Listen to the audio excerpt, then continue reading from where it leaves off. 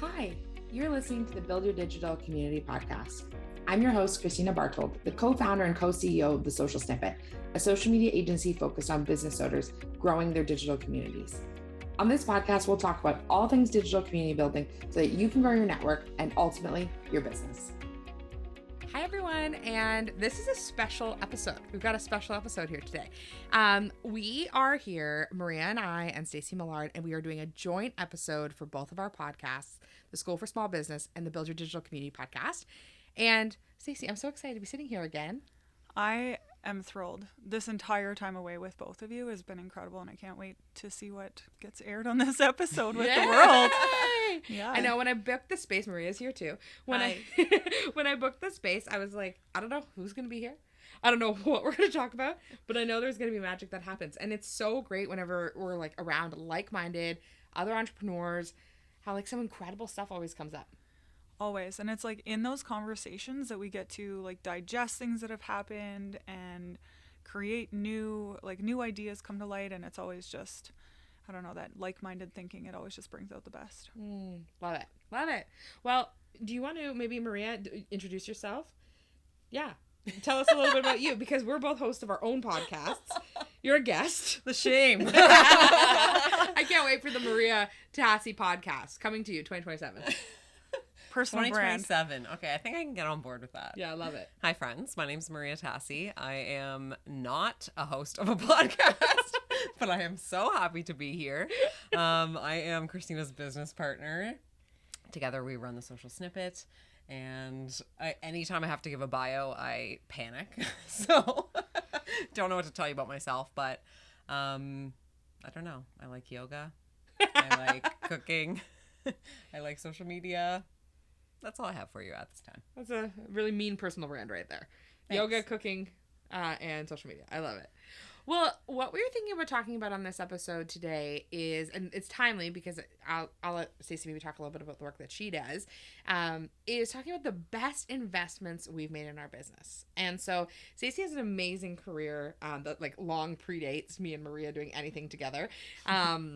But she's had an amazing career where, you know, she's built like a 7-figure accounting firm that she sold, and now she's kind of much more in the online space plus a product-based business. And so you've made lots of investments in your business. We're a newer business. We've been in this business for just over 2 years. We've made lots of investments, much to our accountant's chagrin over there. He's probably like wincing every time he looks at our reports. But yeah, I thought we could jam out on like what's been really helpful for us and like what should people be thinking about like when they're making investments. So yeah, Steve, maybe I'll pass it to you. You can talk a little bit about you. Yeah, there's so many things. I think the very first place I would start is knowing where you're at, because I think that oftentimes I hear advice even from other people who are sharing it, and I'm like, ooh, maybe I need that. I see the success that they have, and I'm like, oh, I need to jump on that. And oftentimes it's actually just so misaligned where I'm at, what I really need next. And instead of giving like, hey, go make this investment, what I would say is the best investments, to be honest, that I've made are incremental investments. I know people are probably expecting like this huge amount of money and like this one person changed my life, but it hasn't been that. It's been the incremental changes. It's been the ones that I've implemented because I've been to quote unquote like life-changing, you know, these huge events that you come home changed, but actually a week later you're back to the same person. And so it is the stuff that I've actually went and implemented. It could have been as simple as like a freebie that changed the way, like a free download that changed the way I did something in my business. And those are the biggest things. Things that have had a massive impact on my team and on my clients, and how I show up as a leader. I love that. Yeah, so good. And I love the piece about alignment, because I think it's so easy, like you said, to get wrapped up in these like, oh, wow, this person's life got changed by this. That means my life is going to be changed by this. But like, what do you actually need right now? And what do you have space for? I've signed up for things where like I did this like a couple months ago where I signed up for this thing. I'm like, okay, this is going to be life-changing. Love it. I didn't have capacity to like go to the calls and do it. And then like 2 weeks later, I lost access to the thing. And now will never see some of these videos. So it's like, sure, it sounded like a great idea. And the information I'm sure was super valuable. But also like, is it in alignment for you? Do you have capacity for it? Do you have space for it? And is what they're selling or teaching like what you actually want to be and should be focusing on in your business right now? Mm-hmm. Yeah, I love also what you said about incremental, because I think it's really easy for us to see like sexy things online or like coaching or whatever and feel like they need to be like big, like 5-figure, 6-figure investments, when sometimes the magic actually happens in that $25 community. Or that networking dinner you went to where you sat next to somebody. These things are so impactful. And sometimes like we forget that, and we get so, like, I really do believe in a lot of ways in business, you do need to pay to play a bit and like show up. And I do really believe in coaching. I really believe in masterminds to grow businesses, like, but it has to be the right thing, and it doesn't need to be all the time. So we actually, last time we were here in Phoenix, and Staci, you actually talked me off the ledge on this one, was I was approached by a coach via the DM. Do you remember this? And this coach was like, you can work with me, $15,000 USD. And I was like, Maria, we'll cash our line of credit. I'll make this money back. And in my defense, I have made money on every single investment we've ever made, other than one. Other than one investment, every single one has made its money back, and then some. Yeah. Sometimes 10 times. But it wasn't aligned in terms of timing. And I was also doing so many other things that would I be able to show up for a weekly call? Would I be able and excited about it? Is that something that I would have really like dove into? Is that the mentor I needed to be learning from right now? I also am in a ton of other communities that I'm paying for right now that I'm not even maximizing. So why would I go and join another one? Like, really thinking about that rather than the quick fix that bot was actually selling me. What we learned was a bot. I thought it was this man selling it to me, and it was a bot. But I'm not going to say I told you You so. did tell me so. You told me so. And I was like, it would never be a bot. He's a man of integrity. And it was a bot. You know, I think one of the important things here, though, is that people recognize, like, even in a space where you have had so much success, Kristina, like you almost gave into that marketing. So like there's zero shame if you've given into it or made a bad investment. There's only learning of like now being able to ask yourself that question of what is in alignment, and you manage to make that decision and make it a really great one. And not in a way, like you have to play devil's advocate, not in a way that you're trying to talk yourself out of it, but in a way that you do ask the questions of like, is this a good investment? And does it align with my time? And the gut check for me is like, am I outsourcing my success? Am I saying like, this is a skill I need to learn? Because I think when we were talking about the investment, I'm like, the skill that this person teaches was very aligned with your business. Now there was a lot of other things like price tag and timing that weren't, but the skill was aligned. So the gut check is like what they're teaching, like aligned with what I need. Or am I grasping at they're promising the success? Because if it's just like, well, I want success and they're telling me this is how I have to get it, those are the decisions that I regret. Those are the investments I'm like, damn, I wish I did not do that, because I'm just grasping at anything, and it never works out that way.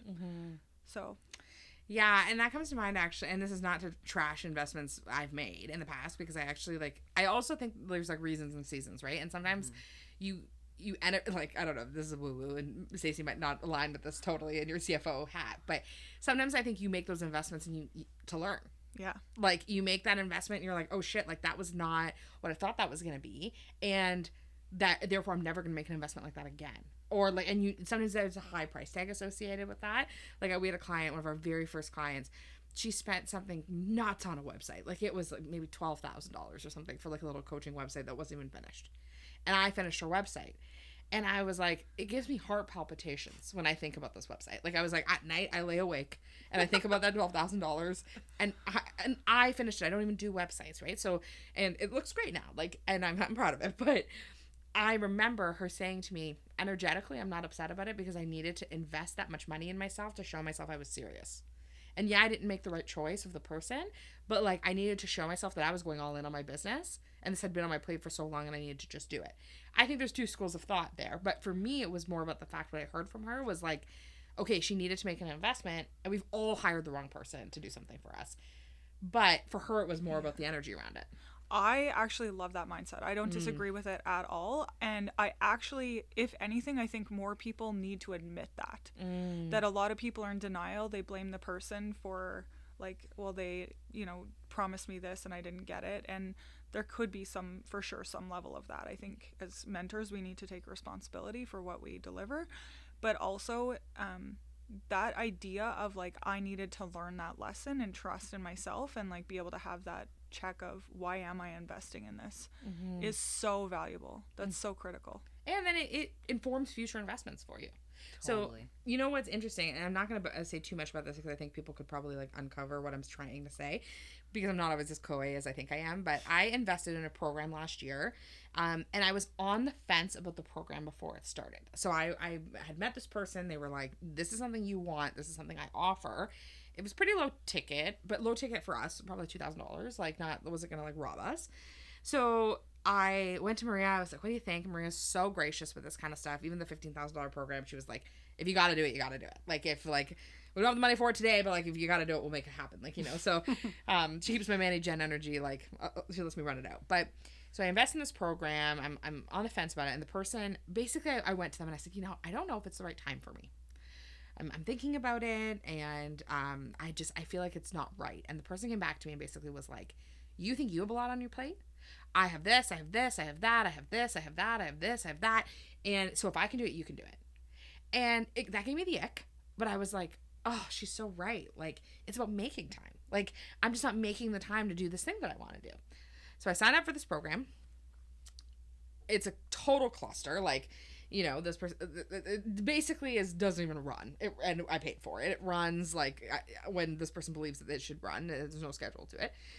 And so there was a coaching call as a part of this component and of this program. And so I meet with a person for the coaching call, and we get on, and they're like, where were you this year?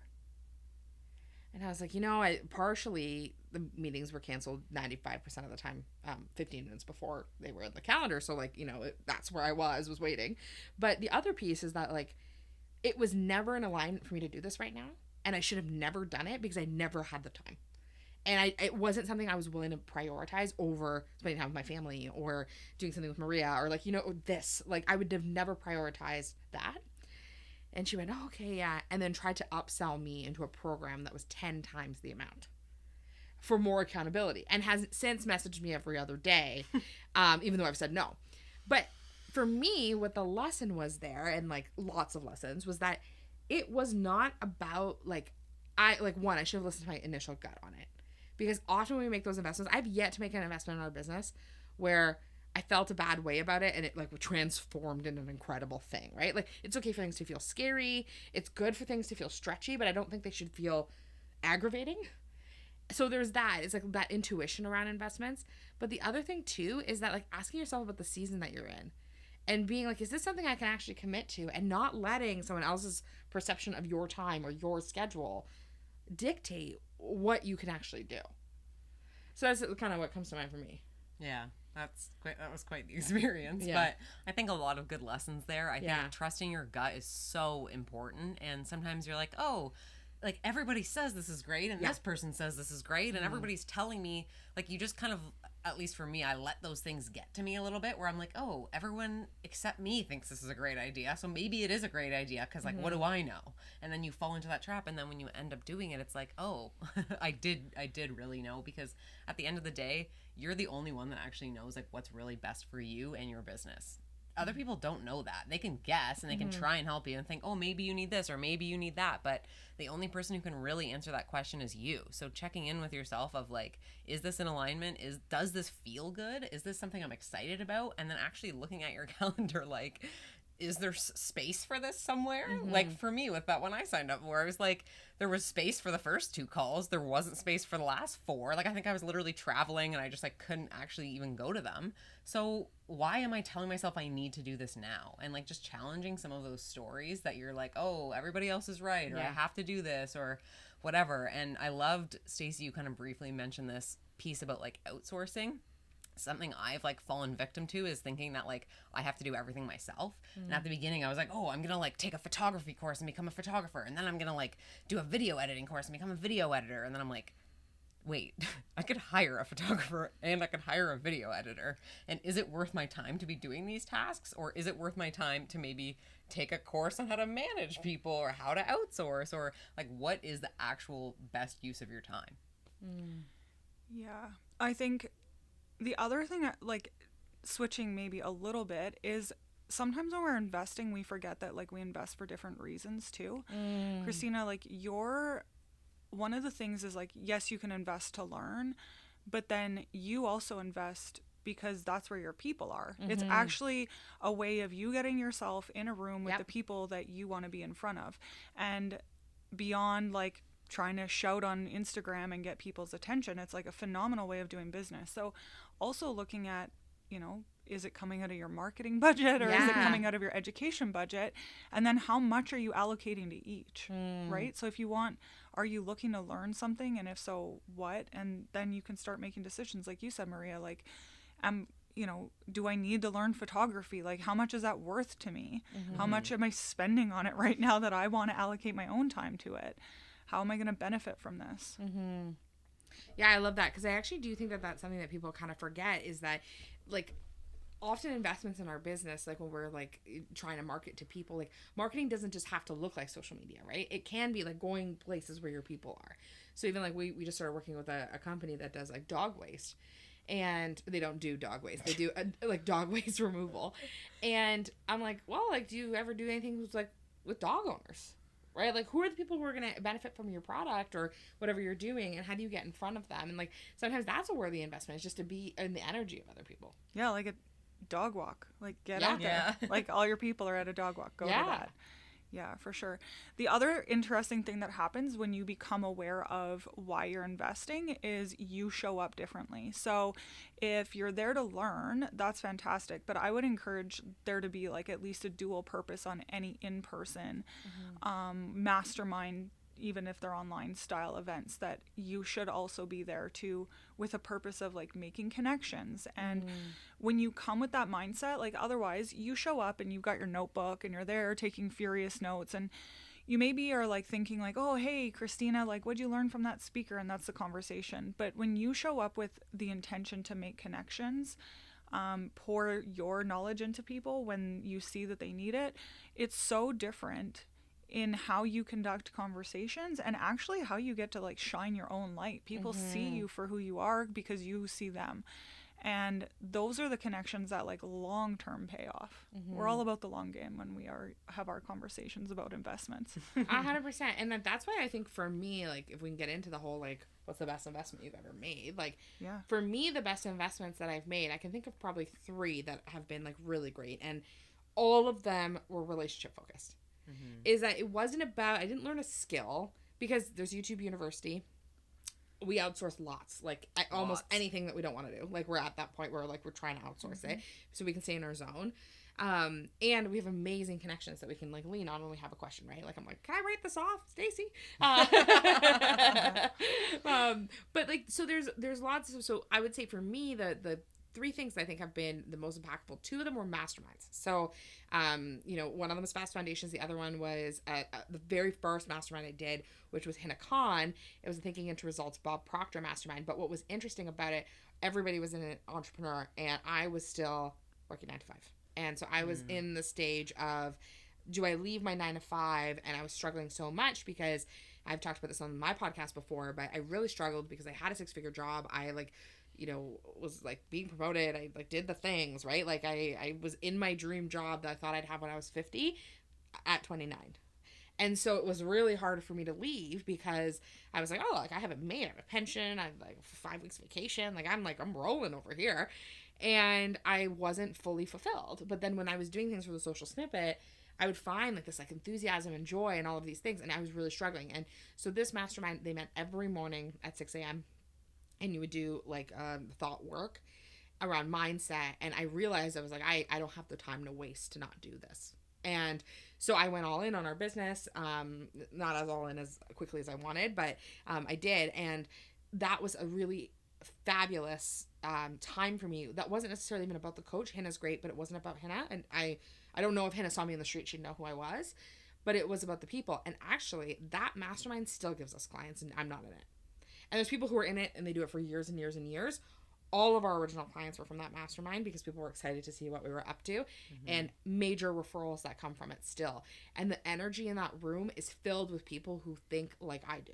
And so that was really impactful. And Fast Foundations came at a great time. We did it when Chris and Lori owned it.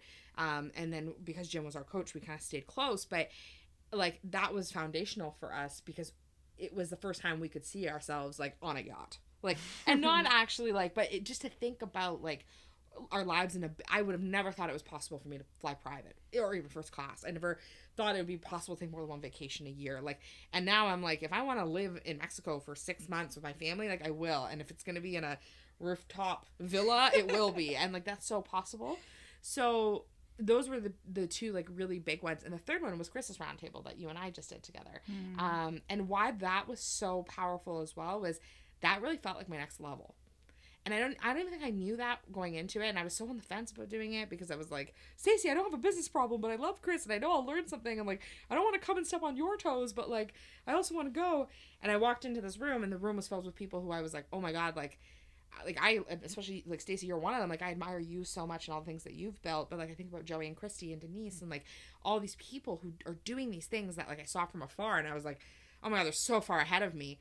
And then they're taking like my advice and my feedback and my follow-up, right? So yeah, I think those are the three biggest things. But what threads between them for me is one, amazing mentorship. Like having people who pour into you, which is the difference of that other investment that I had made. But for me is that like having that level of investment and like for your outcomes, like you can't own them, but like being part of it. And the second of it being community. I think that's kind of what comes to mind when I think that.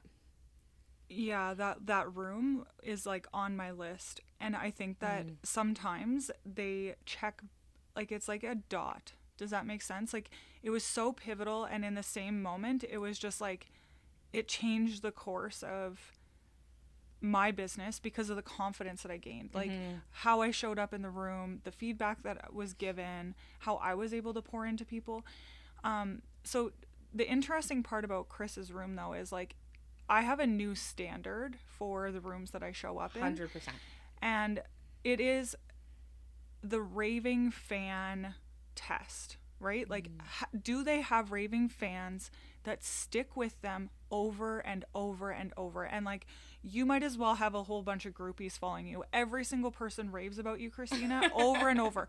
The number of people on my podcast that are like, Kristina Bartold introduced us, or sorry, Josh, I forgot her other last name. But like, you know, like the people who love you, yes. And like the same with Chris is like the people who pay $50,000 to be in his room year after year. Nice. And like his return rate on his larger mastermind is something like 50% return. And that tells me that the quality of that room is great. And the problem is like we start making investments to get at, not even like, I'm not talking monetary value investments. What I'm talking is like the level of mentorship that we're looking at every time we up level. I find that it becomes more and more scarce. And that is like, that's true no matter what. Like the percentage of billionaires out there is small. Yeah. So who would you learn from in that state, right? It becomes smaller and smaller. And I think you have to get smarter and smarter with the investments because there's a lot of wolves in sheep's clothing. 100%.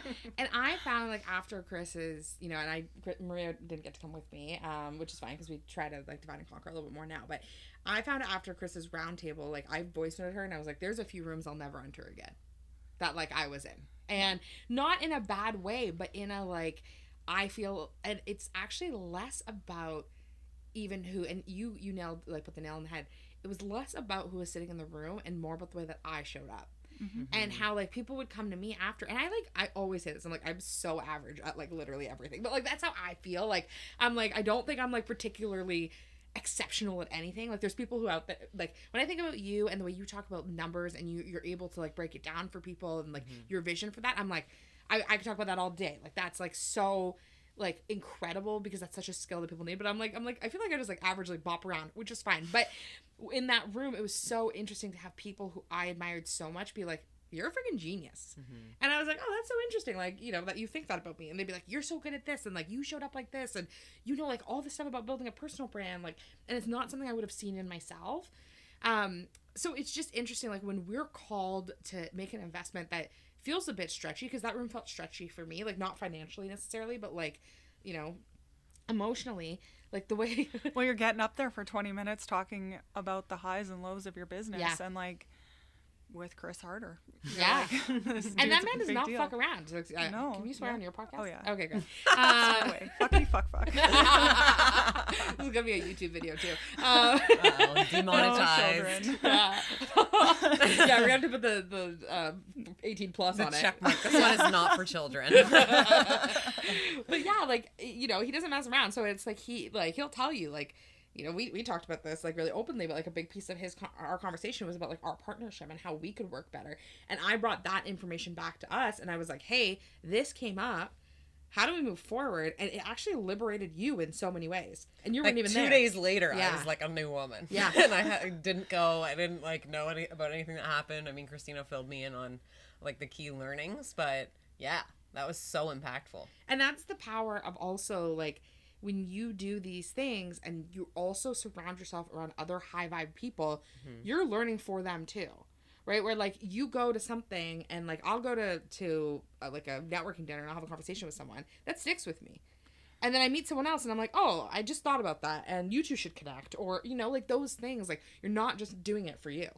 The other thing though, that like the comment that you just made, I think can be glossed over so quickly, because I think sometimes people are like, oh, I'm going to make an investment in so-and-so because they were just at this person's event. But you just talked about providing that value to somebody for free, right? Because you're so relationship based in that, like, let me just help you, that you do go learn those things and you're like just eager to pass it on. You're not like claiming that for your fame of like, you're not going home and hosting your own webinar. Like, guess what I learned at the round table? Yeah. And you're like, by the way, like if you're a creative, you need to do this. And if you want to be a CFO, like, right? Like you're just passing it along and then making connections. Yeah. And so I do have to say, like, what you learn can be so valuable for you and your business and also your relationships, not necessarily monetized. And I think too, when you get in those rooms, something that's so powerful is like the introductions you can make for others. Yeah. So like, I know, like I was really blessed by this, but like in the other roundtable, I ended up getting a client, or we ended up getting a client. I would say I, because I do our sales, but we ended up getting a client from the other roundtable because Chris made the referral. But would Chris have made this referral for me a year ago? Probably not, right? Like he had to kind of see me in my element, right? And so I think that that's also the gift too, is that people will talk about you in rooms you're not even in. And so when you get the chance to just show up fully as yourself and like pour into people, you're also making connections for others that like, who doesn't love that? Like who doesn't love, like I have so many internet friends, like online business friends who are now friends. And like Danielle Stett, she's like a perfect example. I've like extended my whole network to Danielle. In love with her. I know. I'm also obsessed with Danielle. I tried to get her to come to Phoenix, and then the tickets sold out for Lori's event. And then every day for a few days I would screen cap the like, when people would be like, oh, girlfriend in business, and I'd be like, can't wait to see you, Danielle. And she's like, Kristina, you know I didn't get a ticket. And I'm like, I know, but I'm like trying to manifest that a ticket will appear. A little bit of a bully, but like I love that people like are connecting with each other, and that's such a gift and keeps you also top of mind, where I get so many referrals from a lot of these people. But curious for you, Staci, what is on your mind when you think about like the best investments you've made in your businesses? Yeah, really it's been about me up leveling. It hasn't necessarily been tangible skills. Like I mentioned, Chris's room was really pivotal for me this year. Sometimes it's even as valuable as like not showing up well. I had a room that I would say I didn't show up as my full self in the last 18 months and realized that I was like downplaying it for myself. Like I didn't get what I wanted out of it, and I was like, oh, like why is that? And that self-reflection was huge. Yeah. You want me to actually list my best investments? You know, actually, interestingly enough, this is fun. My very first investment as an entrepreneur into like professional or personal development was at a stage in my business totally different than what you and I are talking about now. I was like not getting the results that I wanted. I wasn't making the income. So I was like an accountant. I was not looking at my numbers. I wasn't making as much money as I wanted. And business was tough. It felt like I was fighting fires all the time. And my first instinct was, if I could just do more in a day, I would be great. So many people, though, I witnessed this in so many people. And I was like, if I could just get more done.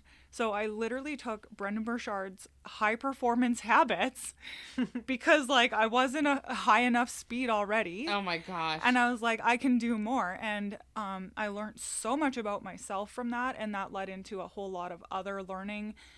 Sometimes being sold what you think you need and then being given what you actually need, right? In terms of like stepping back, using other people. And but that was my first investment, and I learned a lot about myself. And then I also learned that it wasn't about me doing more in my business. It was about really utilizing my team better and being okay with letting go. Like that was a huge lesson in my business of not having to be in charge of everything, not seeing myself as like the pillar of the business, like almost like one person underneath holding this huge whole platform up is like, no, like that's going to fall. And it needs to everybody needs to be responsible for it.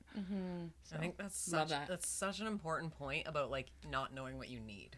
Because I think it's so easy to be like, oh, I'm going to learn photography. Let me go take this photography course. I know the next 100 steps in front of me. But what I found with like being a business owner is like you take one step and then you realize the next step looks entirely different than what you thought that second step was going to be, right? Like by taking the first, you learn so much about what the second and third and 100th are going to look like. And so when I think about like the investment, like my favorite investment we've made is Fast Foundations. But when I signed up for it with Kristina, I don't even think I thought I needed it. And then once I was in it, what I thought I was going to get from it was not what I got from it. 100%, yeah. And what I got from it, I didn't even know I needed in the first place. So I think like with some of these things, and we were talking about this yesterday, but like any investment you make in some way is a gamble. Like you can never know 100% what is going to come from it, what you're going to get from it, what the ROI is going to be. Like personally, professionally, whatever that looks like. But I think just like trying some of these things can teach you so much about what you actually need. And then once you make these investments, looking back at like not only how did I show up and how could I show up differently and like reflecting on that piece, which I think is so important, like you said, Staci, but also reflecting on like what did I get out of that and what do I wish I got out of that if it was an investment where you were like, oh, maybe this wasn't the best investment. What were you missing from that? Like, and could you do anything to change the way you show up or change the way you connect with the people or whatever that looks like? Is there anything you could do next time to be better? But also, what are you going to look for in the next room that you were missing from that last room? I would also add to that when you're looking at investments, so we're talking about like what you're learning and the tangibles from that, but also like monetarily, I think if I could put my CFO hat on for a bit, I find that people go all in on investments financially because they think it's going to save their business or it's going to be like the next right move, and that often is like cutting off your own foot, because when like you said, Maria, it's often a gamble because sometimes we're marketed, we find out we didn't need what we thought we needed, maybe what's delivered is something different, so there is a level of I don't know it's not a sure thing. And so when you go all in with your last dollar, you have nothing to kind of like try to restart from, right? Like you got to leave yourself enough of a base that you're not like, well, my credit card's tapped, I guess I'm going to go without lunch next week so that I, can pay that off. And so making investments in a way that is within what you can afford, because I would argue with you till I was blue in the face if you told me like this is it, I have to make this investment. I think there's actually, the internet is so vast that there's probably 100 other ways you could learn what you're going to learn in anything, or can find community in another way, that you shouldn't have to tap yourself out financially. 100%. I totally agree.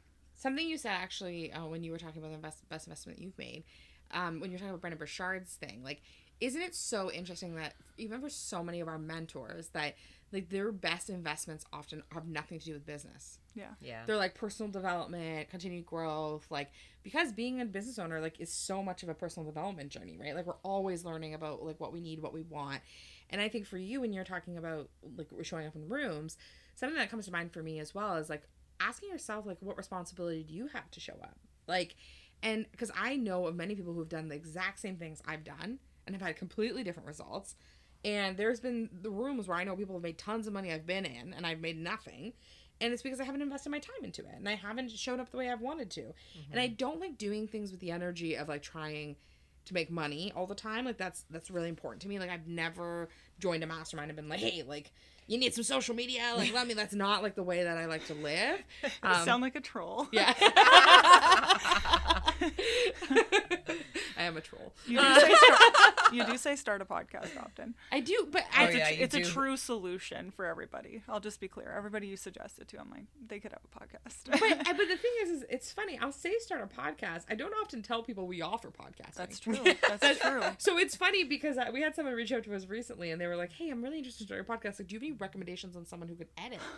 And I was like, shit. And I was like, dude, and I sat with it because I was like, do they know we edit? And they asked for somebody else, or did like I had to like really like be like and then I went back and sent them a voice note and I was like, this is so awkward. I can edit your podcast, but also here's 3 other great podcast agencies we know that we love. And they're like, oh, I'd love to work with you. I just didn't think you did this. I thought you did social. And I'm like, we just can't name ourselves Social and Podcast Snippet. It just doesn't roll off the tongue in the same way. Podcast Snippet. We also talked one time about renaming ourselves to the Online Business Snippet. But that was short-lived, but still funny. Yeah, it's cute, the OBS. But yeah, like it's just, I think that's the difference, right? It's like when you go in and you're like, I know I could talk more about the things that we do more clearly, but I think like, when you show up and you're just in the energy of what you're actually doing, I think you can get a lot out of it. So curious, Maria, you mentioned Past Foundations. Anything else that you loved your investment in? That's really the main one that's coming to mind. Yeah. Yeah. I do want to kind of go off something Staci said though with like the amount of investment. Yeah.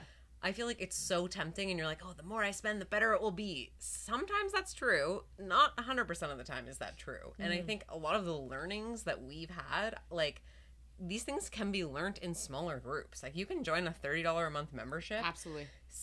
Especially if you don't know what you need, like join a $30 a month membership, show up, obviously reflect on how you're showing up and that whole piece as well. But then look at that group, take what you can take from it, give in the group, and then like do an audit of, what did I like about that? What did I not like? What did I learn? What do I want to look for in the next one? And start to learn some of these things at a smaller scale if, that's where you're at financially. I totally agree, Staci, because I think with the marketing of all these things, like people make a lot of promises and it's so tempting to be like, oh, I can just throw money at this and it'll solve all my problems. But you can, play around with it at a smaller level that feels more reasonable and less risky and less gambly. But no, Fast Foundations is really the one that comes to mind for me. Awesome. Well, we can wrap this up here because the camera is dead on Maria's end. So the last piece of this on YouTube, you'll just see Staci's beautiful face. That's good. But Staci, thanks so much for doing this. This has been so great for us to like get to connect with each other in this way, and like I love the time that we get to spend together, even though it's like never in Canada. And, always here. Other than we had a lovely weekend one time in Kitchener, but otherwise, just grateful for your friendship, and I know that like we're building lots of stuff alongside each other. So yeah, I'm in gratitude. Love moving this conversation from like the Airbnb couch to this beautiful studio. Yes. Love the time that we get together always. Yay. Well, grateful for you guys. Thank you. Post this in your stories. If you listen to it, tag us, let us know. Encourage Maria to come on more podcasts, and if you can think of what her podcast should be about for 2027, do reach out to her and let her know. 2027, here I come. Thanks, everyone. Thanks so much for listening to the Build Your Digital Community podcast. If you loved the episode, please don't forget to rate us and leave us a review. Now, we'd love for you to be a part of our digital community. Text JOIN to 855-908-4688 to join our text list for exclusive social media tips, or DM us on Instagram at The Social Snippet, letting us know what you loved about the episode. Keep on building community, and to this and so much more.